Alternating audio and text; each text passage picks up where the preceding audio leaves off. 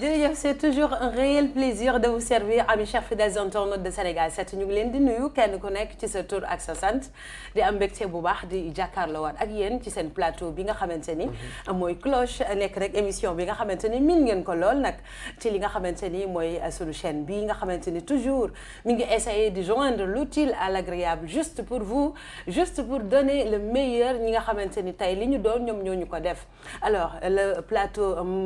cloche revient ba tax na tey ci kàttanu sunu borom ñu nar a dalal ñaari ndaanaan la cloche tey a sonné waaye dafa dem rek dugg ci benn kër boo xam ne dama fa jël ñaari talent yoo xamante ni macha allah dañoo extraordinaire elles sont pétries de talent ces personnes là nekk ay nit yoo xamante ni wax dëgg yàlla ay xale lañu déjà man benn yoon daa leen déglu rek bëgg leen invité de par leur talent de par leur belle voix il chante ku góor ki nga xamante ni moom laa indi tey nga xam ne dinaa leen ko wan ci kanam il chante sans même pas faire des efforts ku jigéen ki nag moom tubaarkàlla bu woyee sa yaram day am ay frisson yal na ko yàlla lafal cat ñoom ñaar ñëpp macha allah donc votre plateau ñëwaat na toujours nii lay demee waaye sans plus tarder rek dañuy dugal ki nga xamante ni nag wax naa leen ko sànq góor la waaye baatam daf may ñirum ñaram yi man tubaarkàlla su waaye sama xol day sedd di Adama waaye nag sant baa tax tubaarkàlla man sama xol sedd na ci yow waa Ndiaye sama doom ji siyaar naa la delloo ziyaar yaagam tawfeex alhamdulilah waaw di nuyu Sénégalais yëpp waaw di leen wax ni kontaan nañu si appui bu ñu defal waaw avant tout aussi damay nuyu sama ñaari waajur sama yaay ak sama papa ñi nga xamante ni ñoom ñoo yombal mbir mi ba mu ne woon bëreet rek mu xaw a métti si ñoom wala ñu bañ dee xaw a diisoo si man parce que tamit xam nga doom du xëccoo ak waajur mais dama ni bëreet ñu ànd ak man talal seen loxo ñaanal ma ne mu foo jublu yàlla na fa yàlla jublu mu doon loo aussi di nga xamante ne aussi daf may pousser daf may booster aussi may wëy di gën a wëyal su ma gesoo gis waa Team Adams ñu doon ñi nga xamante ne dañ maa bëggal seen bopp laata dara di xew waaw di nuyu waa Pikine ñi nga xamante ne aussi lu ma baax aussi ñu ngeer ko fu section Adams nekk rek maa leen di jox sama loxo di leen siyaar lu bëree bëri tubarkalla sama doom ji daa dooj waaye bala maa wax mu am fu mu ma génnal damay nuyu sama beneen doom bi nga xamante ni macha allah man foogoon naa ne noir boo ko am na ci ginnaaw daal ci régie bi ma jëw tuuti am na ci ginnaaw koo xam ne noir rek a koy daal waaw kii may bëgg a dalal di tubarkalla sama doom Mia macha allah Mia mu Serigne Saliou moom dañoo bokk lu mënta séddoo nekk xale boobu pétri de talent moom tamit bu wayee sa xol day sedd sànq nee naa leen ay finition laay am mais déjà na nuyoo ba pare alors Mia chérie nuyu naa la. oui maman maa ngi lay fay. te yow balaa may def dara dama lay remercier ci plateau bi ñu invité. parce que lii chance la pour ñun. ay débutants lañ ñoo ngi doog a commencé te benn vidéo rek lañ def ça cartonné ci nga jaar ba invité ñu mënuñu dem tamit sans pour autant ñu remercier suñu ay parents effectivement mention sama spéciale yaay ak sama papa parce que ñoo ma jàppale ci lii nii yëpp mënoon nañu bañ wala dara mais toujours dinañ xool ci lu ma bëgg effectivement maa ngi nuyu tamit waa Pikine parce que loo mën ci def tamit dañ la ciy jàppale muy say koñ sa ay xarit ak yëpp loo mën def dañ lay jàppale di nuyu tamit képp kuy seetaan émission bi muy waa Sénégal yëpp. alors mu nekk rendez-vous bi nga xamante nii nag fii la ñuy découvrir talent yi am fi Sénégal yëpp cloche ñu bàkkee ko lépp lu cloche bi yëngatu rek c'est parce que dafa am tey lu xew sëñ Fallou bëgguma ay nuyoo yu xaw a nooy noonu nag am na loo ma tàmmal maa ngi naan ko sëñ Fallou sax waaw sëñ Fallou tubaarkalla Adams ana tey lan nga may nuyoo ayo léeli yoo yee léeli yoo ayo le bilaay walaay léeli yoo maam ayo léeli yoo yee léeli yoo ayo le bilaay walaay léeli yoo maam ragalu ma yi faaliwu ma yenni ndax làkku naa ci ginnaaw baayu mbeen maam Fallou su ma koy way sama xol mi dafay neex baayu mbeen su ma koy giñ sama xol mi dafay tooy baayu ateexu naak baayu afiya baayu sëriñ Abdou Karim borom makarimal axla baayu sëriñ Abdou Karim naaru maam awa fayye nuyoo naa la loolu ba ci loo ko dugal mu neex tubaarkàlla borom na am mu am ni nga nuyoo neex na ma man nag tey daam ñaar ñu ma dal sëñ Fallou ak sëñ Saliou tubaarkàlla ñoo xamante ni lanu sekkoon ak lan lañ boole woon foor na ñun ñi sax xamuñu ci dara tubaarkàlla alors Mia yow looy nuyoo Sëriñ Saliou man manuma la fay lii nga ma defal lu rëy a rëy la di ci man Sëriñ Saaliyu yow de woon nga ma yoon wi yow doomi Bamba ji fu ñu la di ti jëli li di tiit na doomi Bamba jeex na ñi ko gisul dootuñu ko gis waaye mooma xamal Sëriñ Bamba mooma tuddi Maam Jaara dama ko koy santal bu wér njukkal Yàlla mooma xamal l'islam ak Yonent bi waaw no plateau bi est-ce que duñ ko yamale fii sax donc l'émission marque cloche tire à sa fin daa neex ba noppi di donc kontaan nañ bu baax a baax ci ubbi yi donc waxoon naa leen ko ñi nga xamante ne actuellement nag ñu ngi ñuy seetaan via YouTube bu Sénégal 7 vous êtes en direct tey ci cloche ñi nga xamante ni ñoom laa invité gis ngeen kenn ku nekk wane na boppam te des na lu bari am na yu bari yoo xamante ni waxaguñ ko te waxtaanaguma ak leket gu naaw gi tubarkàlla donc yooyu yëpp day mën a nekk ñu nekk ay xale yoo xamante ni aussi ci àddina la ñu nekk waaye tamit am mbébét am bëgg-bëgg liñ naan quand il y a la passion rien n'est programmé rien n'est calculé mais tout ça fait naturellement donc mu nekk loo xamante ni wax dëgg yàlla moom mooy animer la personne de telle sorte que mënoo koo jox leneen lu dul li mu bëgg alors ça devait être difficile nag tout au début parce que nag tout début est difficile àdduna lépp loo xamante ni bëgg nga ko rek balaa laa nit ñi koo nangul dañuy fekk ñu xam ban tolluwaay nga ci am d'abord nan la demee woon tout au début Adama tout au début waaw dama naan alhamdulillahi rabbil alamin ba pare parce que man damay faral di wax sax yéen ñii di ko fàttaliku sax maanaam yëpp yàlla la parce que yàlla mooy jël dara def ko ci doomu aadama yàlla mooy xool ban waxtu lay sotti waaw ndaw boo nekk ci yoon da ngay dox doxinu naap yàlla xale dooj laa invité da nekk non ndaw boo nekkee ci yoon da ngay dox doxinu naat quoi maanaam di def one by one étape par étape bu yàlla ne waxtu wii la war a sotti rek day sotti moo tax depuis ma dugg ci musique dëgg la day am waaw chaque jour day am yaa di wooy day baax quoi mais dama naan heure bu waree jot day jot am na ñi nga xamante ni dañ lay gis bëgg la seen bopp dañuy gis ay artistes di way di naan non Adams yow gars yi di way nii yëpp war nga mën a méngoog ñoom quoi war nga mën a def lu ñuy def mais dama naan leen jotagul wala alazim bu jotee rek incha allah rabbi dinañ woon sénégalais yi li fi ne parce que dañuy tëdd ba xaaju guddi sax musique du ñu yee macha allah may fàttali ne doomi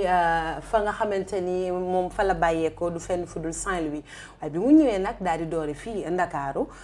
dafa gën a wane li nga xamante ni rek moo nekkoon ci moom yàgg nañ koo wax defal lii mu ne moom musique bi rek tubaarkàlla mais ba tey yàlla di def liñ naan tey ji lu ndaw mën naa tax tey ji li nga xamante ni moom nga doon rêvé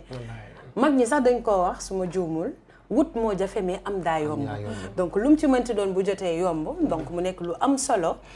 tey nag ñu bari damay dégg ñu lay woowee Thione ñii naan bébé Wally donc pourquoi ce choix waaw Thione c'est parce que Papa Thione dama koy jaale avant tout Sénégalais yëpp di ko ñaanal fi mu jëm yàlla na ko gënal fi mu jógee bi jaay Nabil Moussa yàlla xare ko ci àddina yu gën a kawe yi amiin waaw daanaka bu fekkee gàttal wax ji rek daanaka lépp moom la billaahi parce que ba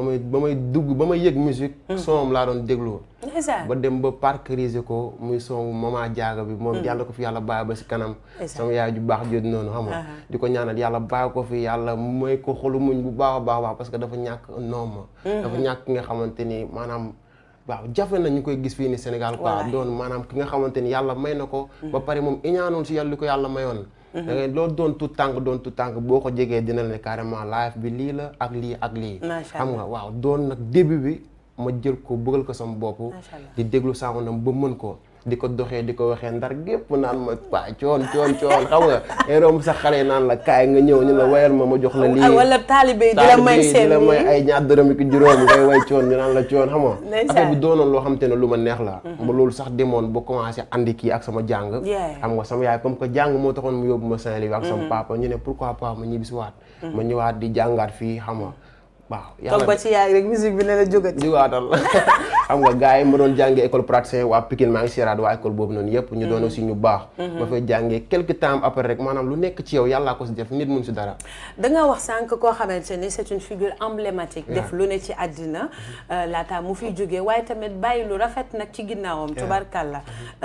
jur lu mel ne Wally rek fierté la ku sañoon am ko donc moom su ma juumul da nga ne jaaga boobu nga ko bëggee ata tàllalal ma miyaa aw ak man ñu aw ñu xool tey damaa jàng si ñu dem segam yéen a mën a boole fil jaaral ko ci décodeur émetteur ak récepteur mu teer suñu téléviseur coupe du monde ba ca Centrafrica li ko dalee Dakar ba Kayar Pikine Kajoor Saalum ba Siin ñëpp a ngi koy seetaanaat live segam yi na man loolu astamak sunu borom moom mi ñu boole moom te it bu la soxla de loin tan tararara day yabal malaakal mawti làkkul sax ci montagne foin dale xaar ci point teg la ci coin yéegale mission ak soin segam yàlla xol lay fay ak yéene jëf ju baax nelawal ba yandoor jaaga sangol sa mbaaju lindoor man yaay sama sipoor inshallah fi góor nelawal ba yandoor nelawal ba yandoor pam pam ñëpp macha allah xaw ma fu mu mënti nekk ci aljana firdawsi yi waaye xolam sedd na mais il paraît que aussi bëggoon na la boole ci projet bi nga xamante ni moom la nekkoon. waaw loolu dafa nekkoon benn période bi nga xamante ni. maa ngi doon fréquenté ñoom Alaaji Mbay bu ama waaw yàlla def ma xamante ak moom mu doon aussi mag bu baax ci man. xam nga mu boole maag Sista Lalla bu nekkoon Sen TV. moom it mu doon sama yaay ju baax. moom grand Thiamas. macha allah un jour ñu invité Thione Seck bisu anniversaire rek. préparé wuñ ko sax mu woo ma téléphone ñëwal Sen TV vite fait ma ñëw mu ne ma tey la sa anniversaire waykat bi waaw tey la bisam dama bëgg nga ñëw xam nga wane sa bopp pourquoi pas mu boole si projet bi ma ñëw yàlla def aussi li gën ma ñëw way moom it mu apprécier ne ma boole naa la si sama projet bis ni ki tey après ñu commencé dem fa di ko fréquenté ndeysaan après dinañ laaj suite bi nu mu mujjee est-ce que par la suite mujj ngeen gi toog ak Wally parce que projet boobu it nekkul loo xam day naax saay Wally dina ci def ay jéego incha allah Mia sama doom ji yow tamit machallah nga nekk koo xamante ni je rappelle que cette année elle a eu son baccalauréat moom it elle a su allier les études ak li nga xamante ni bëgg na ko muy passion di musique donc mu nekk loo xamante ni vraiment ñu bëri dañ doon wax est-ce que mën na nekk mais moom wane neen effectivement loolu mën na nekk alors Mia du ma wax sax tout au début parce que yaa ngi soog a door mais lan ngay yëg yenn saa yi boo demee ba war a am lu war a bind way ko leçon bi toog ba ci yàgg waa nga mokkal ko ba pare daal di xaw a puus kaye bi di bind lan ngay yëg au fait. ñun depuis le début. man toujours dama mësoon opter pour ay études. mais mën naa ni musique bi yàlla moo ko def rek. ak voix bi ak yëpp. donc daanu ma sax di woyantu parfois rek laa ko doon def rarement. mais bi ma dëkk see Pikine. di jàngee école les praticiens maa ngi leen di nuyu ñoom tamit. en 2016 si laa commencé di woy suñu classe. élèves yi di def ay vidéo parfois ñu koy posté amoon na suñu ay yenn prof yu ko jotoon gis ak genre yoon di ma encouragé. mais je me disais que parfois da ngay gis ñoo xamante ni musique daf leen di yàqal seen jàng. donc je me suis dit pourquoi pas ma jéem a def pause. ba jéem a am bac. parce que su ma xoolee sama ay parents sama papa dafa bëgg. affaire étude te loolu mooy yoon. te daf ko jiital trop. boolewu ko ak dara d'ailleurs ñoom pour musique bi sax pour ñoom dañoo foog ne daf may yaakaar. donc man damay essayer cumuler les deux. te alhamdulilah j'y arrive. macha allah donc yàlla na yokk def naa ko ba bi ma amee bac. si laa commencé mais dama doon bind nag. parfois damay bind te li ngay jàng école. daf lay mën a permettre ngay am inspiration di mën a bind d'ailleurs su ma daan bind parfois damay ñëw woon ko Adama. ñu may corriger et tout. su ko defee ma jël texte yi di ko denc ba bàyyi ba am bac. effectivement mu am benn relation boo xamante ni bu fort la buy animer l'un et l'autre parce que li ko waral du lenn lu dul vous avez aimé le même ou bien la même musique bi nga xamante ni moom ngeen di dund. donc man li tax ma xam leen c'était Toumani parce que moom laa gis mu posté benn vidéo sama doom jooju moom tamit macha allah. ma ne ko da nga xam ñi mu ne ma waaw ma ne ko jox leen ma invité am dama pragmatique man ma ne ko ma invité leen sama. donc son bi nga xamante ne actuellement léegi laa dégg Toumani ne mi ngi ci 500 000 vues sur TikTok. alors boobu ngeen may indi waatal su ko defee sénégalais yi xam ñan laa invité sax. tubarkalla laa leket gi. ñaaw xam naa jaari ñoom waa Rési ba ñoom ñëpp a ngi kontaan yéen ñëpp may nañ leen ko papa jaari ak Bijou sama doom ji tubarkalla Maane Ndey Ami ñoom ñëpp may nañ leen ko Abdourahmane Fall ñaaw ba yëg la muy raatu ku ko yaakaar du man ni soow ñëwa dina soow ma baawaaw jaljali waay waay ba yëg la muy raatu ku ko yaakaar du man ni soow ñëwa dina soow ma baawaaw jaljali waay waay ba yëg la muy raatu ku ko yaakaar du man ni soow ñëwa dina soow ma baawaaw jaljali waay waay waaw yaa di tin kumba boo takkut njaboot gi dem bala fee yaa di tin kumba ndaama jaljali waay waay waaw yaa di tin kumba boo takkut njaboot gi dem bala fee yaa di tin kumba ndaama jaljali waay waay waaw yaa di tin kumba boo takkut njaboot gi dem bala fee yaa di tin kumba ndaama jaljali waay waay donc da nga gis ne ñun am nañ lu ne tubarkalla mais nag Thione Seck way ci lu garaaw a garaaw mën nga ma décortiquer étape par étape li nga xamante ni moom la way ci way bi parce que neex na de telle sorte que ñu bëri duñ comprendre. waaw Papa Thione dafa nii lu mu wax c'est simple te tamit neex naa dégg bu dee borom xel moo koy dégg. waaw dafa ni bëy ak la muy rattu. ku ko yaakaar doo mandim soow. mu ne ñëw a jur na soow ma baawaan jal jalil. tubarkalla macha allah xam nga bëy li muy génne sow bariwul voilà ñay moom tubarkalla kuy xaar soow rek toogal xaar macha allah mu indi tamit benn jàngale mooy loo xaarul du la fa fekk bari na ci tey ñun ñi nga xamante ni peut-être dañoo nekk ay ndaw am benn passion mais kut ko kut dañuy bëgg ci exceller te yàlla maanaam lépp lu mu dogalagun ci sa jëmm ji da ngay sonn rek mais du gaaw a ñëw donc dafay man way wi dama ciy dégg lu bari dafay laaj patience dafay laaj doylu dafay laaj ku sa tour ñëw nga kontaan donc loolu it nekk lu am solo mais man xam nga danga koo way daal di koy ànd ak leket gi mais ñëpp xam nga lu ñuy laaj gone gi aw moom ci suuf moom mooy kan mi yaatam mi nga aw affaire bi neex na mi yaa danga koy awut loo doon xalaatu wala da loo lekk ba pare wala nekk lu ma lekk ba pare c'est venu naturellement macha allah d'ailleurs dafa nekk son Papa Thione te parfois dañuy toog di way ay wayam parce que ñun ñëpp dafa sori woon ci ñoom effectivement dañ yow ko ban jàng way jàppee la ñu mën a jàpp ci yow boo xamante ni maîtriser nga ko boo xam ne yow yaa ma koy wayal en solo ci Papa Thione àdduna aca ñëw àdduna ngi nii demal maa ngi ñëw lam bu la jarali jàpp du Adama yi yow liggéey ko ba mu sanko ba nga nawtal ko àdduna ngi noonu bu la ko jarali demal maa la ko wax bu la ko jarali demal neex na sama xol bi sedd na gis nga maa ngi frissonné wu sax macha allah donc mu nekk nag way woo xamante ne xam nga kooku il était en bibliothèque sànq maa ngi la koy wax li mu maanaam li ñu war a mën a jariñ ñun nit ñi dañuy bind alxuraan mais moom mu faram fàcceel ñu ko ci musique yi donc ku topp Papa Thione di ko déglu rek mën nga am une vie meilleure vraiment et donner du sens à ta vie macha allah projet boobu mu nekkoon nag dama sànq maa ngi lay laaj ne la ba xam amoon na suivi par exemple est-ce que bi mu demee tamit yow mujj nga gis ak Wally est-ce que reconnaître maanaam toog ngeen waxtaan mës ngeen a toog yaag Wally moom sama mag jooju aussi maa ngi koy nuyu mais depuis loolu man ak moom jotuñoo toog quoi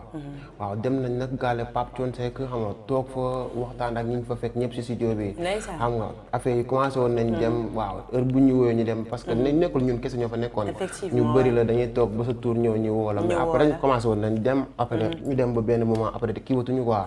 mais Wally Seck bëgg nañu aussi dans l'avenir dem toog ñoom parce que nit ku baax la te bés bu leen gisee xod dina kontaan non moom c'est mon frère parce que man ak moom dafa lu tax ma naan Thione Seck sama papa la mooy papa Wally Seck kon Wally sama frère la bien sûr waaw kon moom sama magu bopp la waaw ñoo bokk benn papa ñoo bokk aussi fu ñuy rootee maanaam moom xam nga mu doon loo xam te ne aussi lu ma neex la man bañ may woo bébé Wally sax xam nga affaire dafa doonoon li nga xamante ne ba léegi am na ñu ma koy woowee ñu ma bokkaloon classe praticien dama leen di romb sax ñu naan ma bébé Wally ma naan leen acci waaw maa ngi ci biir xam nga mu doon loo xam te ne lu cool la lu ma neex la aussi waaw macha allah Mia kenn ku nekk aussi bi nga amee sa passion bëgg ko am na foo teg sa bët am na loo xamante ni bëgg nga ko sànq dégg naa la ci say wax nga ne pour rien au monde les études moom mooy primordial les passion la boo xam ne di nga ci bégal sa bopp parce que avant tout li ngay def da nga ko bëgg mais bégal ci ñi nga xamante ni bu dee benn ñaar ci ëpp nañ ko dañ lay bëgg ñoom tamit mais par exemple yow fan nga teg sa bët am nga idole ci way bi Papa Thione buñ ko maanaam bu jàllee kan ak kan la ak tamit tey boo doon tey de bëgg a def musique ban nga bëgg a concentré ci traditionnel wala maanaam musique moderne wala yenn saa yi ngay def musique boo xamante ni comme afrobeat yi ñuy wax fii nii ci Sénégal donc c'est très tôt peut-être mais tey am nga benn choix boo xamante ni gis nga ko ci par rapport ak différentes musiques yooyu nga xamante ni yow ban nga ciy gën a sentir sa bopp exactement. Exactement parfois damay def traditionnel. macha allah su ma xoolee si Yandé Codou. mais damay bëgg musique moderne tam. macha allah parce que traditionnel tam di mën nañ fa jël Coumba Gawlo Seck. macha allah man je l'écoute. mais damay xool parfois ay son Viviane. ay de son tam dafay def traditionnel def moderne. donc soo xoolee si ñoom ñëpp da ngay bëgg a cumuler les deux. et pourquoi pas sax internationaliser ko après macha allah parfois dama lay gis mu may nuroog tikkee jaafa ko macha allah donc mu nekk yoo xamante ni man dama ciy kontaan parce que bu fekkee da ngaa nekk xale te en plus de cela nga am ambition am loo bëgg xam fi ngay teg sa tànk dafay dalal xelu ñi nga xamante ni ñoom ñooy say parents parce que responsabilité dafa metti kenn ku nekk ci ñun avant muy def lii muy def bon déggoon na ci damay bañ mu yàq jàngam damay bañ mu yàq lii man moo xam naa dañ naa lu ne man mi voilà donc moo tax yooyu tamit dañ koy sante yàlla rek parce que am na ñoo xamante ni kenn sax du leen orienté amuñu canal donc loolu buñ ko amee dañoo war a sant yàlla bu baax a baax comme nag cloche buñ fi ñëwee tooguñu di waxtaan ban ngeen mayaat duo lay doon wala nu muy demee wala ma bàyyi ku ne solo waaw am ñu solo la aja ñu solo wala Mia waxtaane leen ko rek yàgg ngeen kañ fo ñu fo aca ñu foowaat tuuti internet ñu ngi foowaat fii arawal njaaye arawal njaaye sa cere neex na billaay yàlla gërëm na la arawal njaaye arawal njaaye sa cere neex na billaay yàlla gërëm na la arawal njaaye sëtum numbe jaal mumbi yaasin jaal arawal njaaye sëtum numbe jaal mumbi yaasin jaal bi baase mose su ko baase gërëm na yàlla macha allah mu nekk yu am solo yoo xamante ni vraiment damay gis benn complicité entre vous mais par exemple Arawal Ndiaye c'est-à-dire comprendre-moi. waaw loolu mën naa ni wayu gaaw la suma jumul wayu kasak la aussi. ok xam nga moom sama frère Toumani xam nga ko. moom mooy jàpp di wayu noonu maanaam lii dafa cool dama koy fooyee. ma koy essayé si Toumani mi dañuy nëbbatu ak Dieng ak ñoom Dieng ma fiyaa boobu na ñoom ay ñoom Ndeye Khady am nay rax xam ñu mën a way nekk foofu waa kër Macha Gawla Allah. nga Gawla Waa ñoom Ndeye Khady way rek lay def moom tamit. way si ñoom la fekk baax Ndeysaan. ñu doon aussi waa kër gu baax parce que aussi tamit dañ maa jël doom moom tamit maa ngi leen nuyu de passage Ay nit ñu bien lañ. parce que ñoom xale yëpp mun naa ni samay rakk lañu Toumane aussi c'est mon jumeau fu génnee seen kër sama kër lay nekk xam nga man it bu ma génnee seen kër des fois maa ngi seen kër den daal liggéey bi xanaa moo ñu tàqale lu bëree bëri alors question bi may bëgg a posé waat tamit yéen ñëpp la concerné instant bii nii li ngeen doon sàkk bokk na ci ngeen am seen tube bopp am ngeen ñu nekk seen ginnaaw gis ngeen ñoo xam pare nañu pour produire leen yooyu tamit daf ciy baax parce que ay xale ngeen encadrement aussi dafa baaxaat ci yéen bu ko defee ngeen gën a jàngaan musique parce que bëgg dafay yomb par exemple ay day yomb su fekkee bëgg jiitu na donc boo bëggee tamit dañ lay accompagner waat su ko defee nga amaat beneen maîtrise ci boobu nag ci ngay jël yoonu professionnalisme donc yooyu aussi voilà yooyu est-ce que am ngeen ko ñoo xamante ni fi mu ne pare nañu pour accompagner leen musicalement waaw ñun am nañu man du fekkee de ma part personnelle quoi parce que Mia sama rak la Mia aussi lépp lu ma def dañ koy woo mu ñëw ñu ànd si waaw moom daanaka moom taxawalagul loolu noonu quoi mais man dama naan ko man tey ji bu fekkee avancé naa wëy rek waaw ñooy wëyandoo dem man fekkee de ma part personnelle am naa benn team bi nga xamante ne team Adam Souleymane leen di nuyu de passage am na samay frères yu si nekk samay grands yu si nekk ñoo xamante ne tey ji ni lépp lu ma war a def rek dama naan leen kar lii laa war a def ñu ne ma defee ko nii xam nga léegi loolu noonu man amoon naa temps def ko mais moom étude moo ko téewoon ci cadre boobu effectivement mais vu que ni instant bi nii am na bagam xam nga loolu mais ku am ko du doole ak yaa ngi ci yoon comme yaa ngi ci rek moom day am ku ko accompagne lu leer loolu moom ñu ngi si bàyyi xel bu baax a baax si tëjaluñu porte kenn parce que tamit day naa xam nga ñun ñu nekk ay xale am benn idée bi nga xamante ne dañuy toog yàlla di dimbali ñuy xalaat di bind suñuy œuvre boo amul producteur bu la produire wala ko xamante ne dalay dooleel ci mais loolu amagul instant bi amagul ñun ñooy def ak suñu propre moyen quoi ñooy di war a bind son war koo enregistrer di kolo suñu biir xam nga mu doon loo xamante ne lu diis la mais tout début difficile quoi. démb dama leen a posté kenn ku nekk naan mu wàññi fan lañ dëkk ñii Sénégal lañ nekk xale yi dañoo mën a way donc ci kàttanu yàlla xam naa bu émission bi jeexee di ngeen ci gis ay retombées yu positif yoo xamante ni dina ci bàyyeekoo parce que ñu bëri ñu ngi doon xaar émission bi la mais tamit kenn ku nekk ñu découvrir ki doon way kan moo nekk derrière cette belle voix alors Mia études yi moo taxoon te tamit li taxoon dafa nekk lu war ndaxte étude mooy lépp macha allah donc yow pare nga fi ñu toll nii parce que ne pare nga pour dugg wala da nga bëgg a xaaral pare na mais du tax ma bàyyi sama effectivement pare nga pour lancer wu ci sa carrière tout en cumulant les études c'est ça que je veux dire oui loolu laa bëgg a def Inch'Allah. parce que sama jàng bi dama ko bëgg a continuer dama bëgg a jàng ba réussir ci lépp mën ci arriver à subvenir à mes besoins parce que nekkul ne musique kese moo la mën a may lépp. mais Covid bi wane na lu bari. lu ku amul activité secondaire yaa ngi chômage. waaw moo ngi noonu te way parfois di nga dem ba tollu yenn niveau yi dootu la mënati yóbbu fenn soit di nga dem ba nekk mag dootoo mënati parfois di nga am sa njaboot. nga bëgg leen a jàppale fekk ne li la way bi mayoon. dootu la ko mën a may. effectivement alors que ak étudier ak say diplôme. soit boo demee ba am ci ay entreprise wala dara toujours da ngay am revenu. bien sûr di nga ci mën a sukkandiku pour sa ay problème soit nga dimbali ci sa ay parents et tout.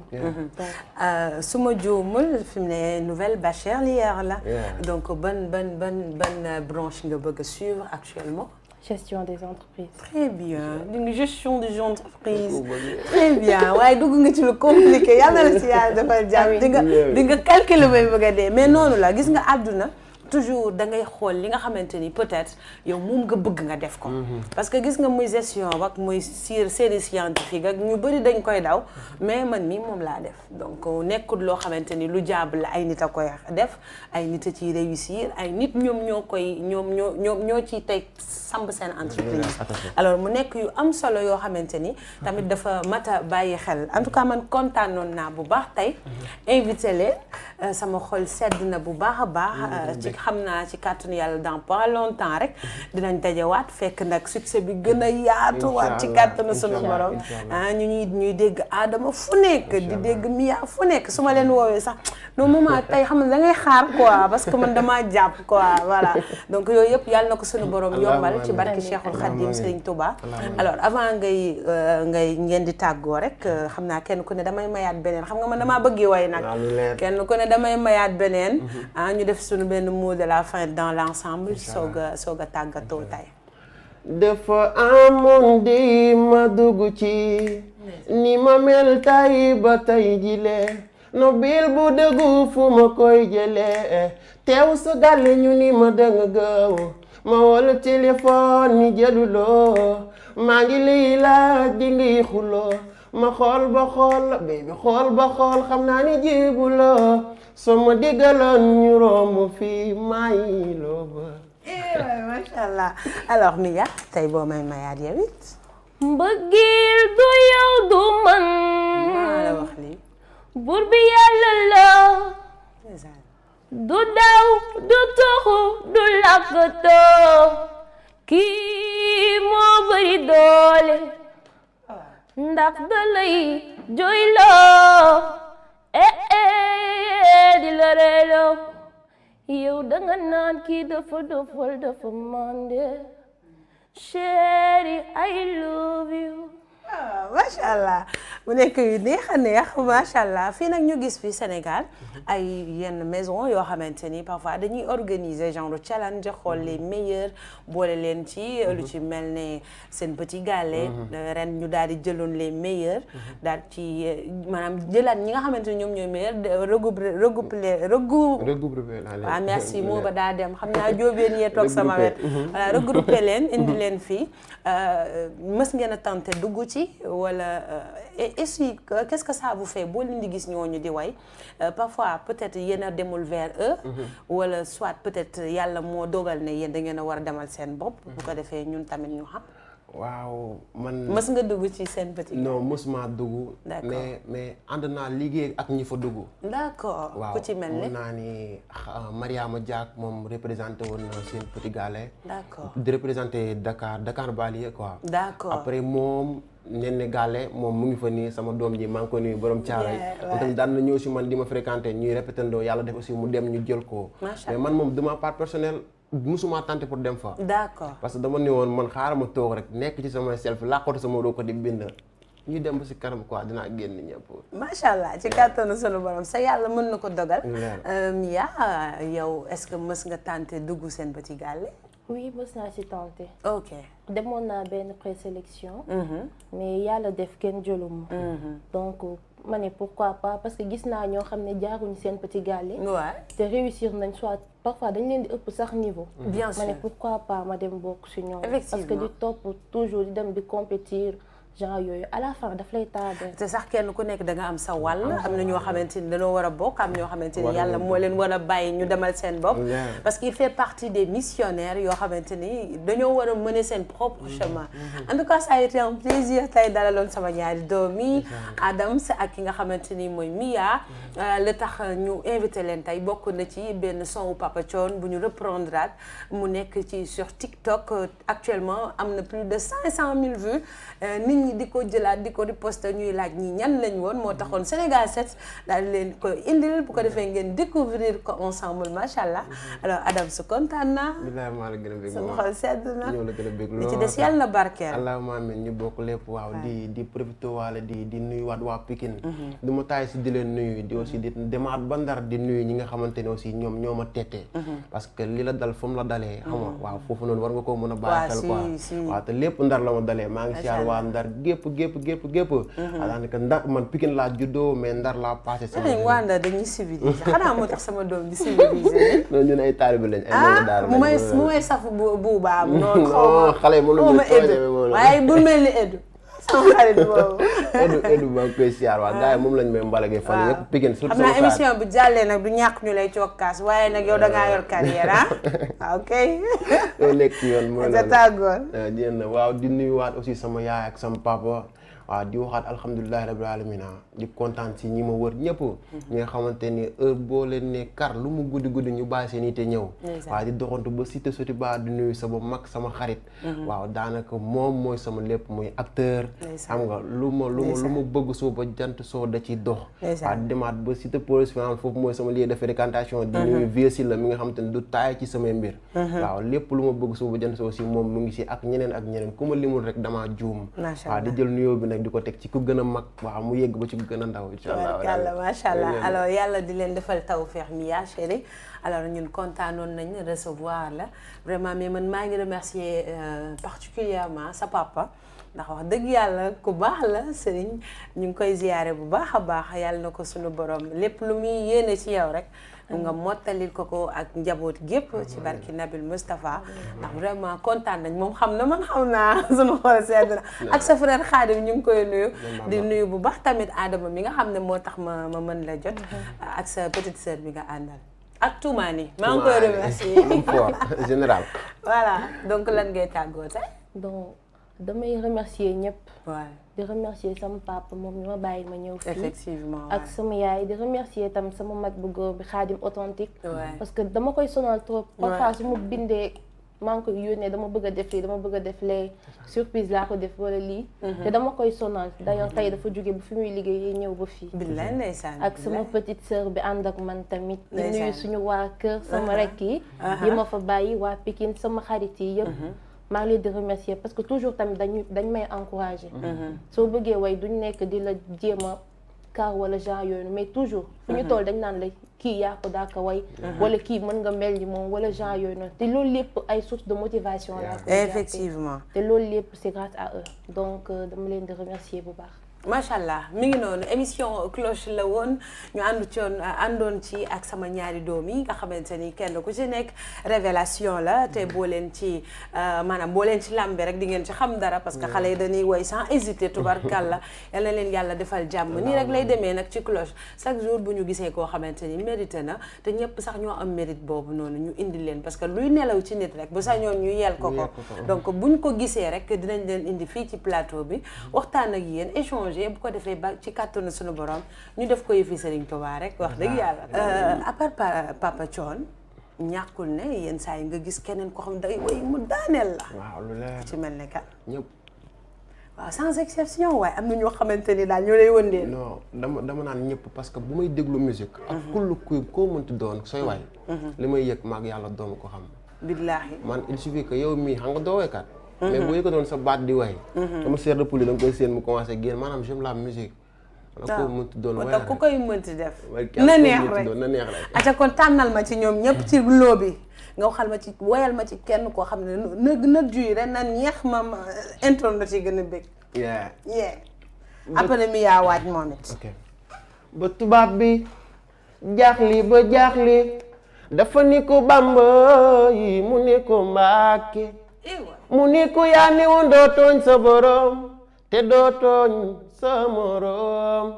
te waxtu julli jot na soo jullil waxtu wi di nga tooñ sa borom te boo jullee sunu biir gaal di nga ñu tooñ Bamba sànni der wa géej tubaab ba jaaxle ñel wi di faasu Bamba ni wi di faasu Bamba ñel wi di faasu Bamba léeg-léegi coow li ko bëri lool waaye du seen moroom Alaaji Fallu Mbàkke lay bëgg a génn sama waajooji waaw bàkk na ma lay way naa ci maami Fàllilu laay borom na am mu am way naa ci maami Fàllilu laay borom du am